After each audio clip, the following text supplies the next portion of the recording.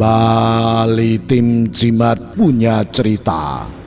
Inilah cerita misteri bersambung. Misteri Ranjang Perawan bagian yang ke-7. Ditulis Abidin Ubaidillah.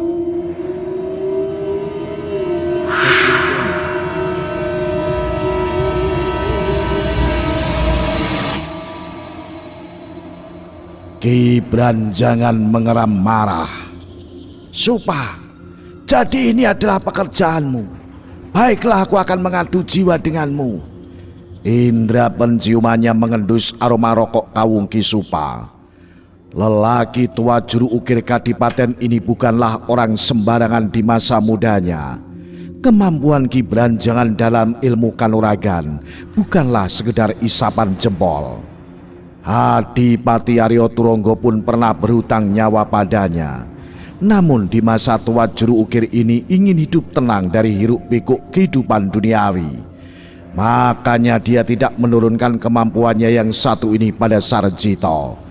Ia ingin anak satu-satunya itu hidup tenang, tidak memiliki musuh dan tidak mencari musuh. Ki Branjangan diam-diam menyelinap menghindari kerumunan orang-orang. Saat berada di tempat sepi, dengan cepat ia melompati atap gedung kadipaten. Tubuhnya seringan kapas dan dengan santainya ia bergelantungan di atas sebuah pohon yang rimbun, mengamati keadaan sekitar dengan kemampuan mata batinnya. Kurang ajar si Supa, apa yang ia rencanakan saat ini? Desis Ki Branjangan. Namun dalam hatinya ia merasa was-was.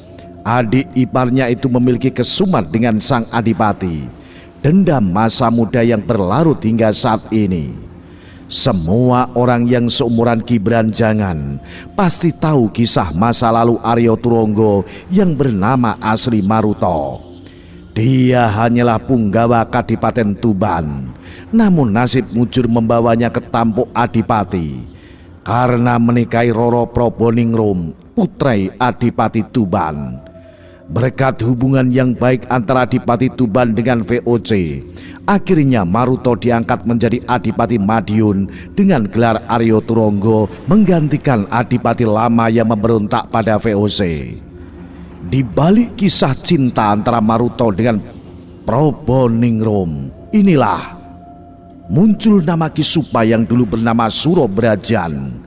Surobrajan adalah salah satu warok yang kesaktiannya cukup disegani orang-orang di masa itu. Meskipun usianya masih muda, tapi ia termasuk satria pilih tanding. Dan karena kesaktiannya itu, Adipati Tuban menjadikannya sebagai pengawal pribadi sang adipati berikut keluarganya. Karena sering mengawal anak-anak adipati, termasuk Roro Proboningrum, lama-kelamaan timbul rasa suka di hati Surobrajan pada putri majikannya itu. Apalagi Roro Proboningrum adalah gadis yang cantik dan ramah. Pemuda ini makin terpikat olehnya. Namun sebagai seorang abdi Surobrajan sadar diri siapa dirinya. Ia merasa tidak pantas mendapatkan Roro Proboningrum dan rasa cintanya itu hanya dipendam dalam hati. Namun jiwa muda Surobrajan merasa terusik manakala ia mendengar bahwa seorang punggawa mencoba mendekati Roro Proboningrum. Gadis pujaan hatinya, Surobrajan merasa tersaingi sekaligus merasa dilangkai oleh punggawa itu. Aku saja yang menjadi pengawal pribadi Gusti Adipati tidak berani mendekati anaknya. Dia hanya seorang punggawa, berani-beraninya mendekati Roro Proboningrum. Umpat Surobrajan geram. Karena penasaran akhirnya Surobrajan mencari tahu siapa punggawa itu. Rupanya punggawa itu bernama Maruto. Tentu saja Surobrajan tidak tinggal diam. Ia menemui langsung Maruto dan mengingatkan tentang posisinya yang hanya sebatas punggawa kadipaten. Ingat Maruto, kau harus sadar diri. Bumi tidak akan bisa menyentuh langit, ancam Surobrajan. Maruto yang memang mengenal Ki Surobrajan sebagai pengawal khusus adipati dan keluarganya tidak dapat berbuat banyak. Ia tahu kesaktiannya tidak sebanding dengan Ki Surobrajan. Namun hubungannya dengan Roro Probolingrum murni karena cinta. Putri Adipati itu telah menambatkan hati padanya. Karena takut dengan ancaman Ki Surobrajan, Maruta melaporkan hal ini pada Roro Probolingrum. Walaupun marah, tapi Ningrum tidak mungkin langsung memarahi Surobrajan. Pendekar itu orang kepercayaan ayahnya. Untuk mengatasi masalah ini, keduanya mengatur siasat untuk menjebak Surobrajan. Meskipun awalnya Maruta tidak setuju, tapi karena rasa cintanya pada Ningrum, akhirnya ia pun menyetujuinya. Malam itu seperti biasa Surobrajan bertugas menjaga gedung Kadipaten. Maruta dan Probolingrum mulai mengatur siasat. Seorang emban diminta untuk mengantarkan minuman dan makanan untuk Surobrajan. Dengan dalih semua itu pemberian dari Roro Probolingrum. Tentu pemberian itu disambut Surobrajan dengan sukacita. Dengan lahap ia menghabiskan semuanya. Rupanya dalam minuman itu sudah dicampur racun yang membuat Surobrajan tertidur nyenyak. Melihat hal ini, giliran Maruta yang bertindak. Tubuh Surobrajan yang sudah pingsan itu mereka bawa ke Kaputren.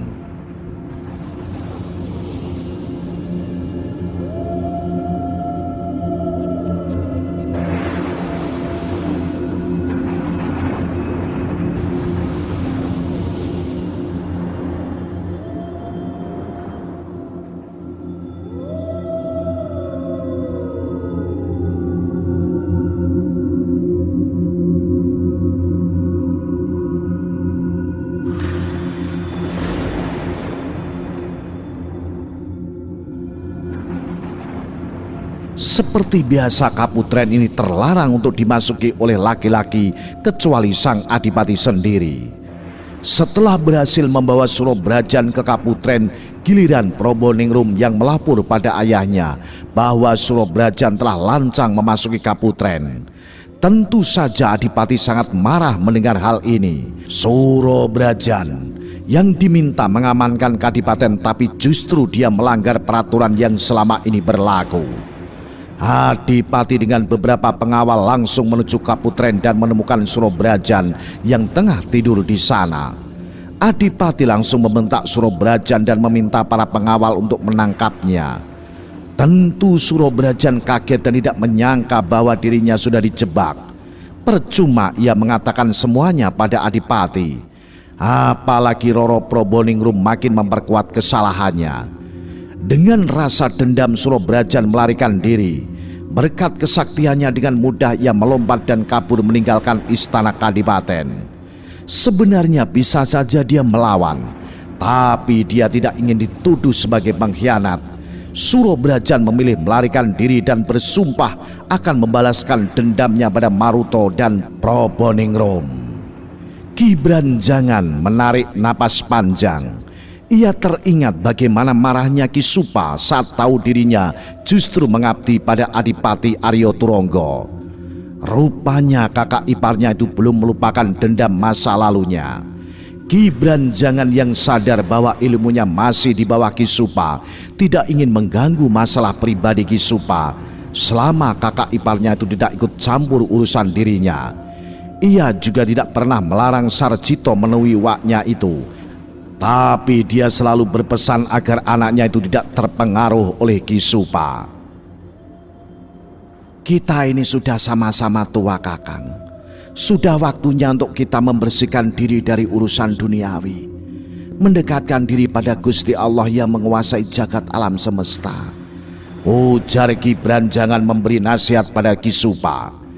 Sambil menghisap rokok karungnya, Ki Supa menjawab, semua orang memiliki takdirnya, Branjangan. Takdirmu adalah seorang abdi. Sampai akhirnya kau pun tetap abdi. Berbeda denganku, aku ini orang bebas. Ki Branjangan mencoba untuk tersenyum mendengar jawaban Ki Supa. Kemudian dia berkata, setidaknya untuk seusia kita ini, hapuslah semua dendam. Tidak perlu lagi ada silang sengketa, apalagi persoalan di masa lalu. Ki Supa terkekeh, seperti ada sesuatu yang membuatnya geli. Kau bisa berkata seperti itu karena tidak pernah mengalami apa yang aku rasakan di Beranjangan. Kau tidak pernah dikhianati dan akhirnya dianggap sebagai pengkhianat, padahal aku ini difitnah. Ki Beranjangan mengembuskan napas panjang. Kenapa Kakang tidak membela diri? Kemampuan Kakang cukup mumpuni. Di Tuban nama Kakang sudah terkenal di masa itu. Puluhan prajurit kadipaten tidak akan membuat Kakang gentar. Ki Supa menggeleng lalu menjawab, Aku tetap menghormati Adipati Tuban di Beranjangan. Kalau tidak mungkin semuanya sudah kuhabisi. Ki Beranjangan mengangguk. Kalau memang begitu, untuk apa menyimpan dendam? Lagi pula baik Adipati Aryo Turonggo dan Raden Ayu Proboningrum adalah kerabat dari Adipati Tuban. Tidak di Beranjangan. Ini lain persoalannya. Mereka itu orang-orang yang membuat aku tersingkir. Mereka sengaja memfitnahku. Sampai mati aku tidak akan melupakan kecurangan mereka. Jawab Ki Supa. Orang tua ini tidak akan pernah merubah pendiriannya. Itulah kali terakhir Ki Beranjangan mengingatkan kakak iparnya itu. Setelah itu mereka menempuh jalan hidup mereka masing-masing.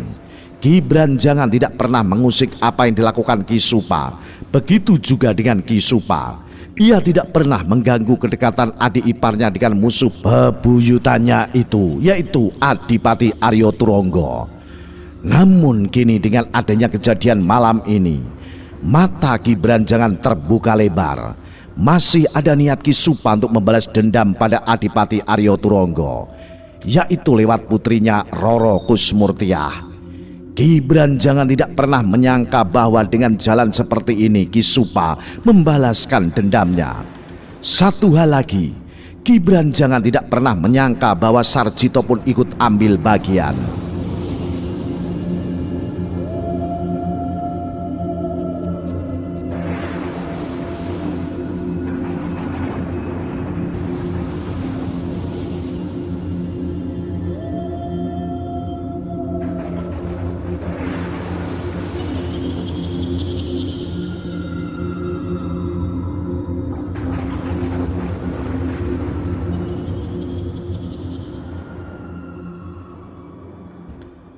Lamunan Ki Beranjangan mendadak buyar manakala ia menyaksikan bola api yang meluncur deras ke arah atap gedung Kadipaten, tepat di mana kamar pengantin Roro Kusmurtiah dan Demang Wiroguno berada.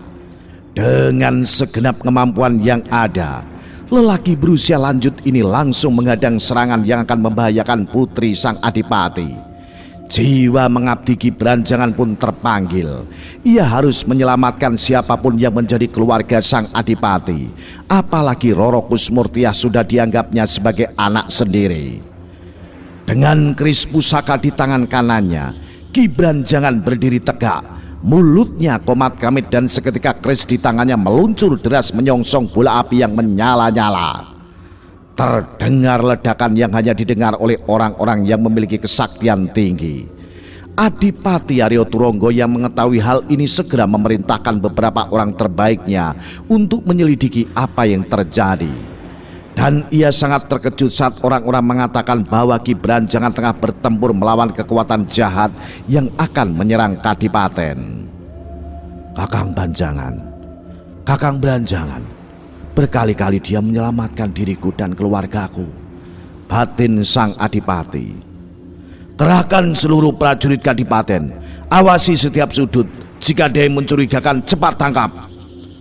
Sementara itu di tempat lain Ki Supa marah bukan kepalang. Mulutnya menyumpah serapah. Serangannya berhasil digagalkan oleh adik iparnya sendiri. Beranjangan, berani kau menghalangiku. Kita lihat saja nanti siapa di antara kita yang lebih unggul. Ki Supa yang marah saat rencananya digagalkan oleh Ki Beranjangan mulai membaca mantra-mantra. Rokok kawungnya mengempulkan asap bergulung-gulung.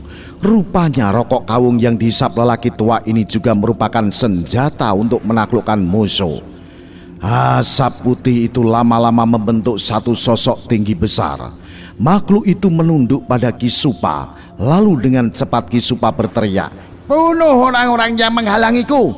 Makhluk tinggi besar yang tercipta dari asap rokok kawung itu dengan cepat melesat ke arah kota Kadipaten Madiun. Istana Kadipaten adalah tujuannya dan tentu saja Ki Branjangan yang dituju. Semua yang terjadi antara Ki Branjangan dan Ki Supa tentu saja diikuti oleh Sarjito. Pemuda ini jelas menjadi panik.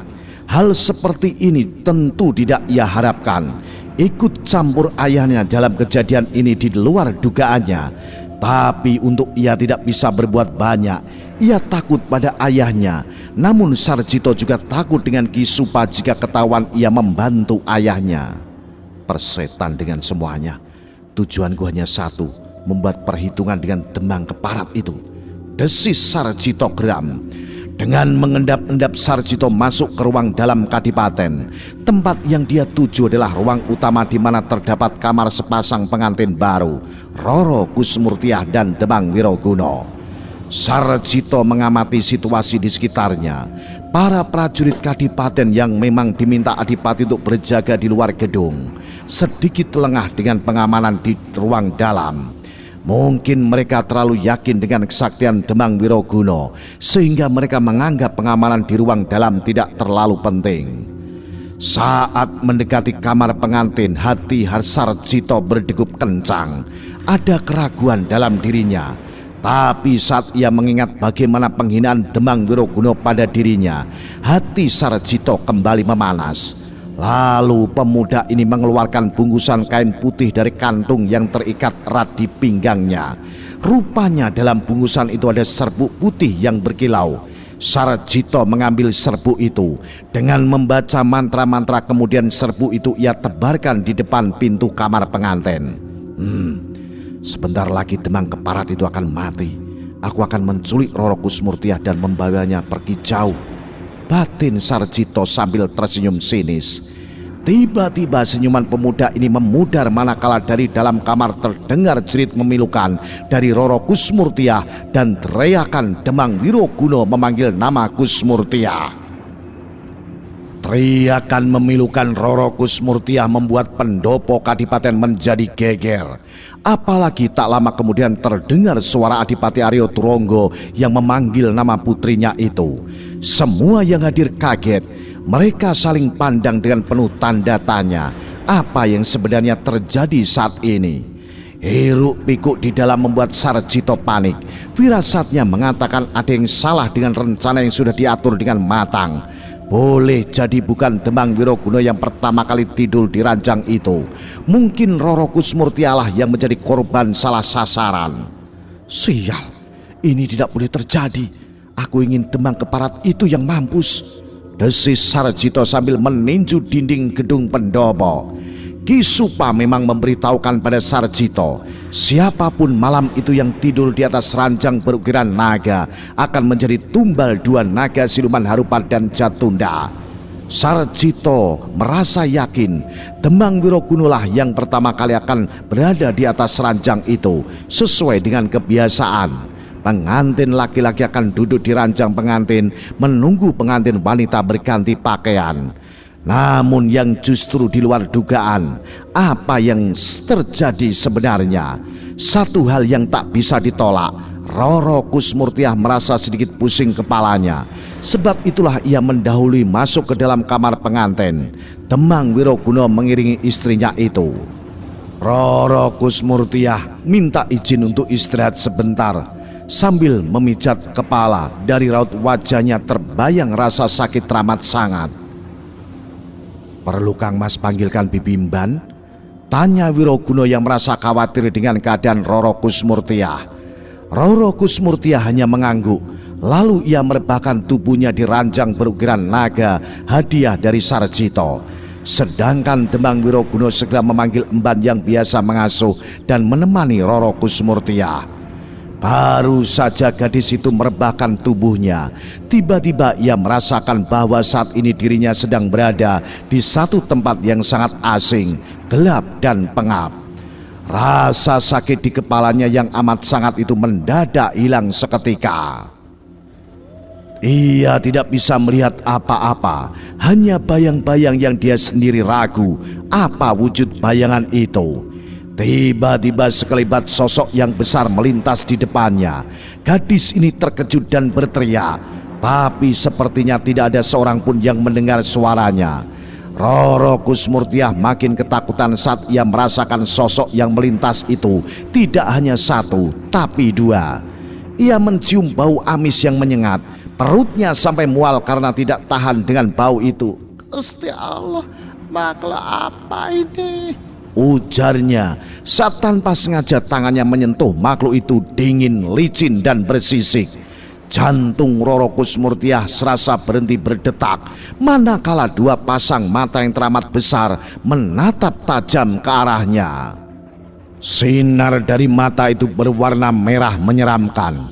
Bau amis pekat makin menyeruak manakala terdengar dengusan dan terasa hawa panas menerpa kulitnya. Roro Kusmurtiah makin ketakutan, apalagi dia sendiri tidak mengerti ada di mana saat ini. Ketika tiba-tiba saja semuanya berubah saat ia merebahkan diri di ranjang pengantin. Ingin ia bergerak menjauh, tapi kakinya seperti dipantek ke bumi, sama sekali tidak bisa digerakkan. Sekuat tenaga ia mencoba, namun sia-sia. Tenaganya yang lemah justru makin terkuras.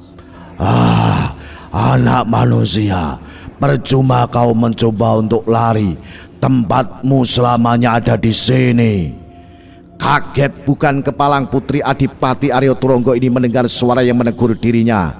Pelan tapi menyeramkan, mirip suara raksasa yang dipentaskan dalam lakon wayang kulit. Sayang keadaan sangat gelap. Roro Kusmurtiah masih belum bisa mengetahui makhluk apa yang sekarang ada bersamanya. Siapa kalian? Akhirnya timbul juga keberanian gadis itu bertanya. Dua kali ada gerakan melintas. Roro Kusmurtiah memperhatikan hal ini. Ia merasakan ada sesuatu yang bergerak merayap ke sana kemari. Dugaannya mengatakan ada dua makhluk besar yang bergerak. Mungkinkah ular raksasa atau ular siluman? Tiba-tiba entah dari mana datangnya ada cahaya yang datang. Makin lama makin terang benderang. Dan detik berikutnya Roro Kusmurtiah terpekik saat melihat dua ekor ular naga yang sangat besar. Bahkan tubuh Roro Kusmurtiah hanya seukuran kepala naga itu. Gusti Allah, makhluk apa ini? Teriakannya. Mungkin jika berada di alam manusia, gadis ini langsung pingsan melihat wujud makhluk yang sangat mengerikan itu. Tapi Roro Kusmurtiah saat ini berada di dalam alam gaib, alam yang sengaja digunakan untuk mengurung jiwanya. Sudah tentu ini ulah Kisupa yang memanfaatkan Sarjito dengan pahat iblisnya. Selamanya kau berada di sini, selamanya kau akan berada di tempat ini anak manusia. Kau akan menjadi Buddha. Roro Kusmurtiah makin ketakutan. Ia berusaha memejamkan matanya, berharap semua ini hanya mimpi, dan sesaat kemudian dia akan terbangun dari tidurnya. Tapi sia-sia saja. Keadaan yang terjadi saat ini sangat nyata. Tidak ada jalan lain baginya. Tiba-tiba terpikir olehnya untuk melawan. Meskipun seorang putri adipati, tapi Roro Kusmurtiah pernah belajar pada seorang guru dari Tuban. Gurunya itu sempat mengajarkan bagaimana cara menghadapi siluman. Meskipun ragu, tapi tidak ada salahnya untuk mencoba. Itu yang ada dalam pikirannya saat ini. Perlahan Roro Kusmurtiah mengatur napasnya, mencoba menenangkan diri dan memulai petunjuk seperti yang ia pelajari dari gurunya. Gadis ini mencoba menggerakkan kakinya dan ternyata memang bisa. Lalu ia memasang kuda-kuda dan bersiap-siap untuk melawan.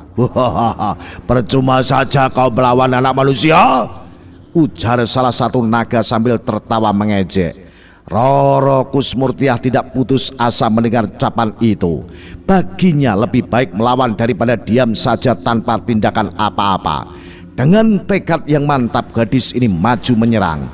Sayang, kemampuan Roro Kusmurtiah tidak sebanding dengan kedua naga siluman itu. Dengan mudahnya naga siluman menyambut serangan gadis itu. Bahkan selanjutnya justru Roro Kusmurtiah menjadi bulan-bulanan mereka. Dengan sengaja kedua naga itu menggores tubuh lawannya dengan kuku-kuku mereka yang tajam. Dengan sekejap saja tubuh Roro Kusmurtiah sudah bermandi darah dari luka-luka yang diteritanya.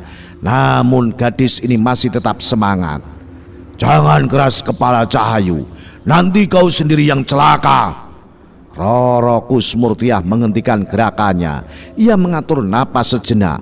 Lalu dengan sisa-sisa tenaganya ia melompat menerjang ke arah dua naga siluman Harupat dan Jatunda. Naga Harupat yang memang terkenal bengis ingin memberi pelajaran kepada gadis yang menyerangnya. Kali ini dia langsung mengibaskan ekornya dengan kuat. Kibasan itu menghantam Roro Kusmurtiah. Terdengar teriakan kesakitan seiring dengan terlemparnya tubuh gadis itu. Di alam nyata teriakan Roro Kusmurtiah itu mengagetkan orang-orang yang mendengarnya. Demang Wiroguna yang sedang memanggil emban buru-buru masuk ke dalam kamar. Demang ini pun terperanjat saat menyaksikan tubuh istrinya sudah tergeletak di ranjang pengantin dengan tubuh berlumuran darah. "Astagfirullah, Diajeng, apa yang terjadi, Diajeng?" teriaknya. Dengan cepat ia memeluk tubuh Roro Kusmurtiah dan dalam kepanikannya Wiroguna menyadari bahwa istrinya sudah tak bernyawa lagi. Adipati Aryo Turonggo dengan tergopoh-gopoh menuju ke kamar pengantin. Ia sangat kaget melihat Demang Wiroguna yang memeluk Roro Kusmurtiah, apalagi dilihatnya tubuh putrinya itu berlumuran darah. "Apa yang terjadi, Wiroguna?" tanya Aryo Turonggo kalap. Demang Wiroguna tak mampu menjawab. Ia hanya melepaskan pelukannya, kemudian mempersilahkan mertuanya itu untuk melihat sendiri keadaan Roro Kusmurtiah. Dengan wajah tak menentu Adipati Aryo Turonggo menghampiri. Lelaki yang sudah biasa melihat korban yang paling mengerikan sekalipun, kali ini memejamkan matanya. Ia tak sanggup melihat tubuh putrinya sendiri dengan luka-luka mengerikan. "Biadab, siapa yang melakukan semua ini? Perintahkan pada semua prajurit, tutup gerbang kadipaten. Jangan ada satupun orang yang boleh meninggalkan gedung ini sebelum pembunuh anakku ditemukan," perintah Adipati Aryo Turonggo. Demang Wiroguna segera melaksanakan perintah mertuanya. Meskipun sebenarnya ia lebih ingin berada di ruangan itu, ia masih ingin melihat barangkali ada bukti atau petunjuk tentang pembunuh Roro Kusmurtiah. Sarjito yang mengendap-endap mencuri dengar apa yang sebenarnya terjadi. Akhirnya kaget setelah mendengar bahwa yang menjadi korban justru Roro Kusmurtiah. Meskipun begitu, pemuda ini mampu berpikir cepat. Dengan hati-hati ia meninggalkan gedung kadipaten lewat jalan rahasia. Beruntung Sarjito berteman akrab dengan Roro Kusmurtiah. Dari gadis inilah Sarjito tahu ada jalan khusus untuk keluar dari kadipaten yang sewaktu-waktu bisa digunakan saat situasi darurat. Sambil berlari pemuda ini berpikir keras, bagaimana bisa salah sasaran? Bukankah mantra yang dipasang sudah diperuntukkan bagi Demang Wiroguna? Jadi biarpun Roro Kusmurtiah tidur di ranjang itu, ia tidak akan celaka. Kurang ajar, ini pasti kerjanya Ki Supah, desis Sarjito geram. Ia pun makin mempercepat larinya. Pemuda ini ingin segera bertemu Ki Supah dan meminta penjelasan uaknya itu. Terakhir ia melihat ayahnya sedang berkelahi dengan Ki Supah. Ketika Sarjito sampai di tempat terakhir ia melihat pertempuran kedua orang itu. Ternyata di sana sudah sepi. Malam yang gelap cukup menghalangi pemuda ini untuk melacak kemana perginya Ki Supah dengan ayahnya. Aku yakin Ki Supah memancing ayah untuk menjauh dari kadipaten. Bisa jadi sekarang mereka sudah jauh meninggalkan tempat ini. Setelah menimbang beberapa saat, akhirnya tujuan Sarjito adalah pondok Ki Supah. Ia yakin uaknya itu pasti kembali ke pondoknya. Nah, bagaimanakah kisah selanjutnya? Apa yang akan terjadi kemudian? Ikuti terus cerita misteri bersambung. Misteri Ranjang Prawan. Salam Jimatres, salam satu misteri. Au.